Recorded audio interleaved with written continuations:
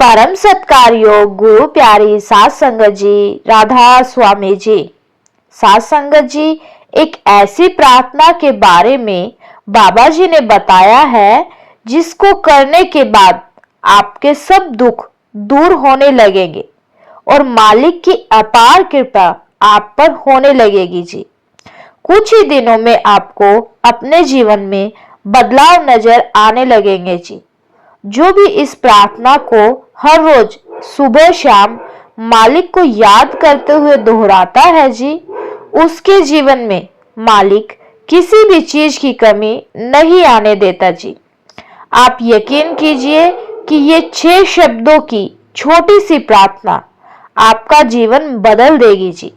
इस प्रार्थना को ठीक ढंग से समझने के लिए मैं आपको एक विचित्र और बड़ी ही प्यारी एक घटना के माध्यम से समझाती हूँ कि कैसे बाबा जी ने इस प्रार्थना के बारे में संत को बताया था जी। इस घटना को जब आप सुन लेंगे तो आपको प्रार्थना के 6 शब्द इसमें मिल जाएंगे और उसके बाद आप हर दिन में कम से कम 2 बार इन 6 शब्दों को जरूर बोले। सात संगत जी, बाबा जी का एक बहुत प्यारा सेवादार हुआ करता था जी, और बाबा जी की कृपा से उसके दिन बदलने लगे थे जी। जब वो बाबा जी से जुड़ा था तो उसकी आर्थिक स्थिति कुछ अच्छी नहीं थी और घर में बहुत तरह की परेशानियां चलती रहती थी। लेकिन बाबा जी ने इस भाई को वही 6 शब्द दिन में 2 बार बोलने को कहे और जब इसने वो शब्द बोले तो इस भाई और इसके परिवार के दिन बदलने लगे। गरीबी से अमीरी आते देर न लगी। मालिक ने इतना देर शुरू कर दिया कि इस भाई से संभाला नहीं जाता था। इस भाई ने डेरे में सेवा करने के साथ साथ एक व्यापार शुरू कर लिया और जब इसके व्यापार शुरू किया था तब इसके बच्चे बहुत छोटे थे। मालिक की कृपा होती रही और बिजनेस में आए दिन तरक्की होने लगी और इस भाई ने बहुत सारी दौलत जमा कर ली। इसका एक असूल था कि जितनी भी कमाई होती थी उसका एक बड़ा हिस्सा ये परमार्थ में लगा देता था, क्योंकि इसका मानना था जिसने मुझे इतना कुछ दिया है उसके घर जितना दे सकूं उतना थोड़ा होगा। तो ये अच्छी खासी रकम हर महीने परमार्थ में दे देता था। धीरे धीरे समय बीतता और इसके दोनों बेटे बड़े हो गए। दोनों की शादियां करवा दी और दोनों ने इस भाई का बिजनेस संभालना शुरू कर दिया जी। जब दोनों बेटों ने बिजनेस की बागडोर अपने कंधों पर ले ली तो इस भाई ने बिजनेस से रिटायरमेंट ले ली जी और ज्यादातर समय डेरे और संगत के साथ सत्संग घर में सेवा करने में लगाता था जी।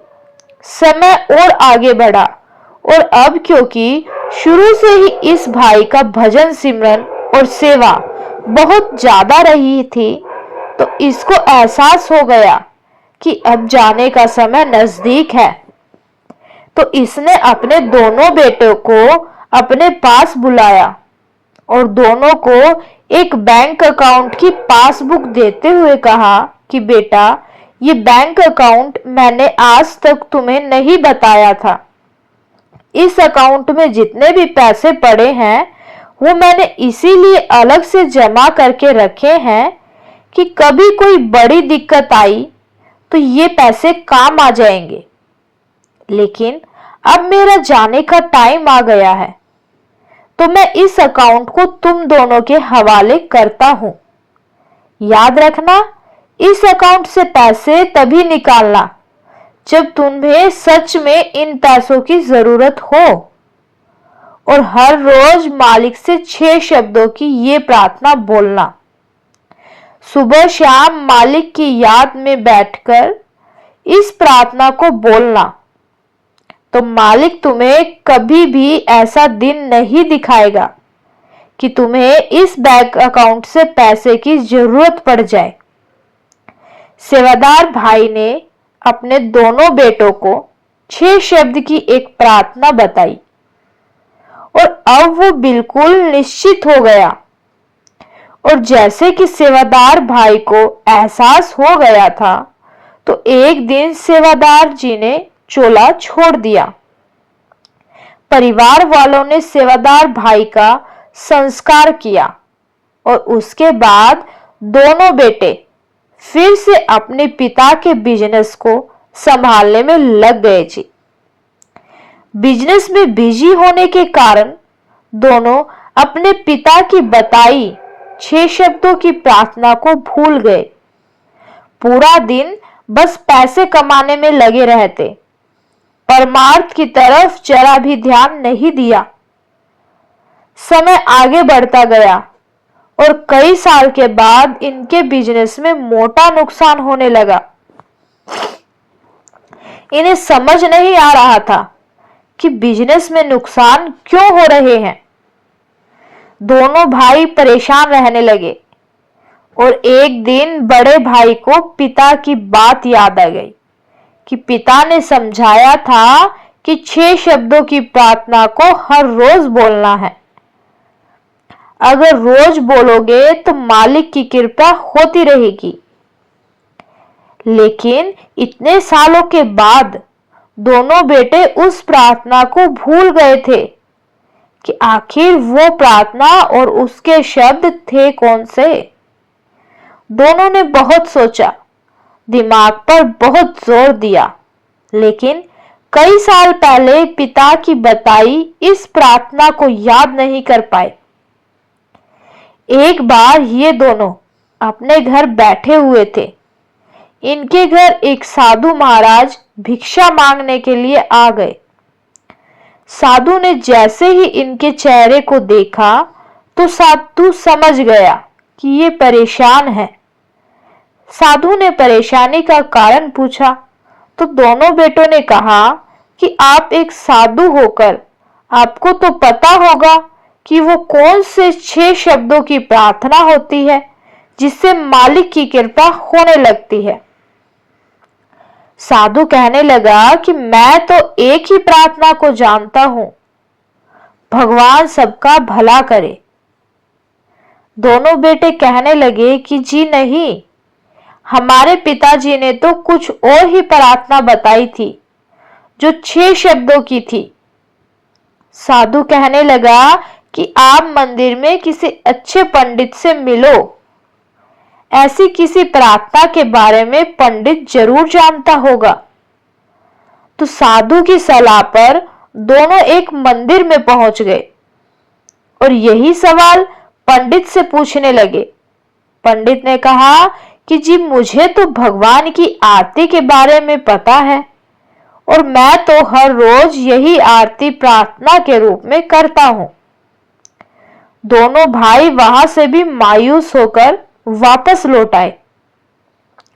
दोनों भाइयों ने अपने पिता के कमरे में जाकर उनकी अलमारी में रखी किताबें और कागज देखने शुरू कर दिए। उन्हें लग रहा था कि पिताजी ने उस प्रार्थना को जरूर कहीं ना कहीं लिख कर भी रखा होगा।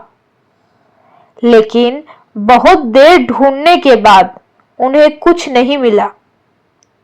फिर किसी की सलाह पर दोनों गुरुद्वारे चले गए और वहां पाठी साहब से वही सवाल पूछने लगे। पाठी साहब ने कहा कि मैं तो सिर्फ एक प्रार्थना के बारे में जानता हूं, वो है सतनाम श्री वाहेगुरु। दोनों भाई कहने लगे कि जी लेकिन हमारे पिताजी वाली प्रार्थना 6 शब्दों की थी।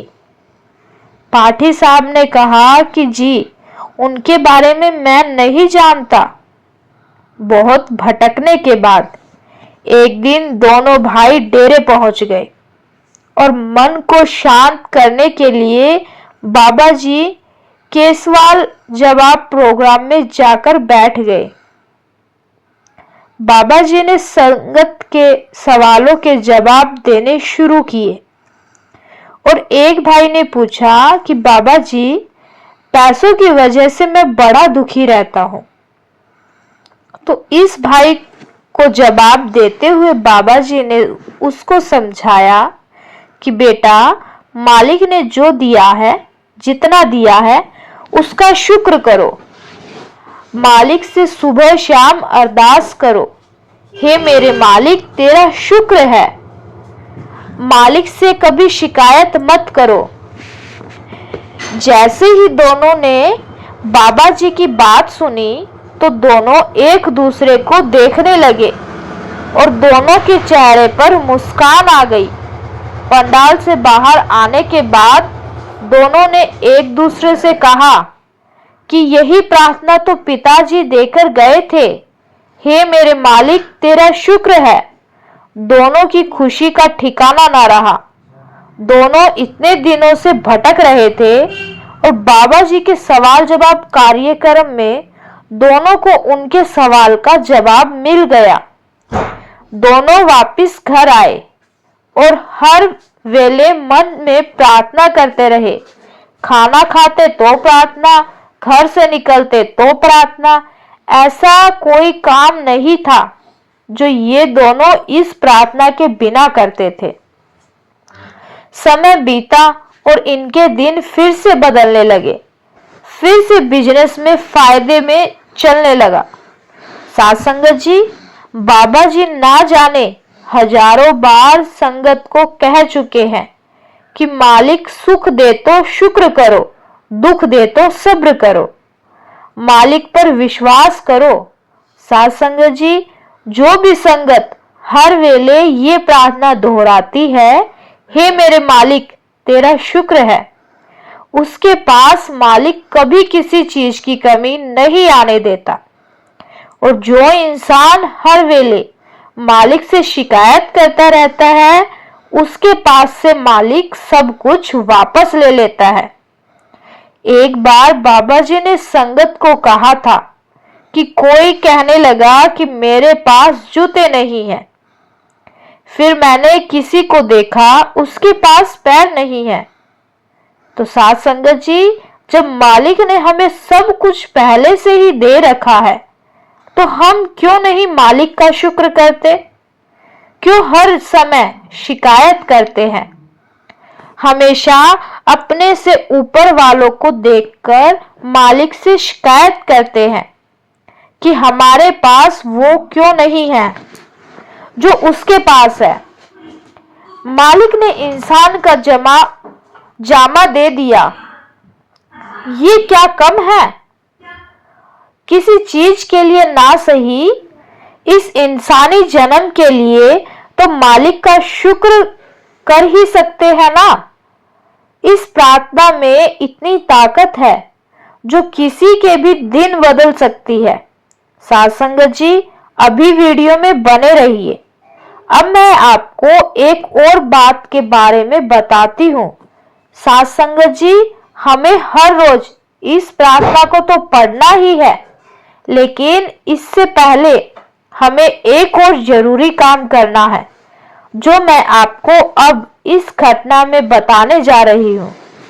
बाबा जी के बहुत करीबी पाठी जी हुआ करते थे और बाबा जी जब भी सत्संग फरमाने जाते तो पाठी साहब को अपने साथ लेकर जाते। अब इस बात को पाठी साहब ने कुछ और ही समझ लिया और उनके अंदर अहंकार ने जन्म ले लिया। उन्हें लगने लगा क्योंकि उनकी आवाज बहुत अच्छी है और इसी वजह से बाबा जी उन्हें हमेशा अपने साथ लेकर जाते हैं। लेकिन साथ संगत जी, परमार्थ में अहंकार का कोई स्थान नहीं होता। जब बाबा जी पाठी साहब को लेकर एक जगह सत्संग फरमाने गए तो बाबा जी के सत्संग से एक दिन पहले सत्संगकर्ता जी ने सत्संग फरमाया था। तो उस दिन सत्संगकर्ता जी और पाठी साहब जी के साथ स्टेज पर बाबा जी बैठे हुए थे। जैसे ही सत्संग शुरू होने का समय हुआ तो पाठी साहब ने शब्द पढ़ने शुरू किए, लेकिन उस दिन पाठी साहब के गले से आवाज नहीं निकली। स्टेज पर आने से पहले तक पाठी साहब का गला एकदम ठीक था, लेकिन स्टेज पर बैठते ही पाठी साहब के गले में कुछ प्रॉब्लम होने लगी और उनकी आवाज बिल्कुल भी नहीं निकल रही थी। पाठी साहब ने अपने सामने रखी गला साफ करने वाली गोली खाई, लेकिन उससे भी कोई फायदा नहीं मिला। पाठी साहब ने गर्दन घुमाकर बाबा जी की तरफ देखा और देखते ही समझ गए कि ये सब मेरी उसी सोच के कारण हो रहा है, क्योंकि मुझे लगने लगा था कि मेरी मीठी आवाज के कारण बाबा जी को मेरी हर जगह जरूरत पड़ती है। उस अहंकार के कारण ही आज मेरी आवाज नहीं निकल रही है। पाठी साहब ने बाबा जी की तरफ देखते हुए अपने मन में माफी मांगी और भविष्य में कभी अहंकार न करने का वचन दिया। उसके बाद अचानक से पाठी साहब का गला खुल गया और उन्होंने अपनी मधुर आवाज में शब्द पढ़ने शुरू कर दिए। साथ संगत जी, इस बात को बताने का मेरा मकसद सिर्फ इतना था कि इस वीडियो में पहले बताई गई प्रार्थना को बोलने से पहले हमें अपने अंदर के अहंकार, क्रोध, लालच को निकालकर बाहर फेंकना होगा। मन में निम्रता आनी बहुत जरूरी है। जिस मन में निम्रता ना होकर विकार होंगे, उस मन से निकली अरदास को मालिक कभी नहीं सुनते। इसीलिए सबसे पहले अपने आप को विकारों से दूर करें। साथ संगत जी, इसी के साथ मैं आपसे विदा लेती हूँ। वीडियो को शेयर करने की सेवा जरूर कीजिए जी। कमेंट में राधा स्वामी लिखना ना भूले जी। और संगत के अपने इस चैनल अनमोल ज्ञान कुंजी को सब्सक्राइब करके इस चैनल का एक हिस्सा जरूर बने जी। गुरु प्यारी साथ संगत जी, राधा स्वामी जी।